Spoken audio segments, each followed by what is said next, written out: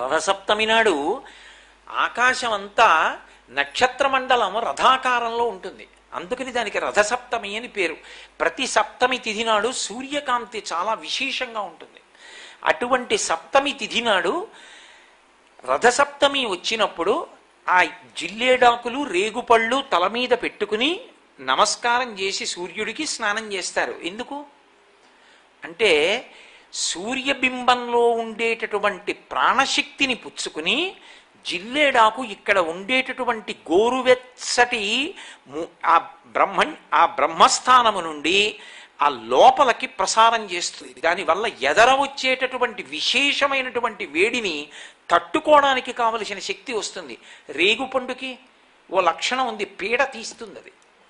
అందుకే పిల్లలకి భోగి పండగ నాడు చిల్లర పైసలతో కలిపి రేగుపళ్ళు పోస్తారు, భోగి పీడ పోయింది వాళ్ళకి అని.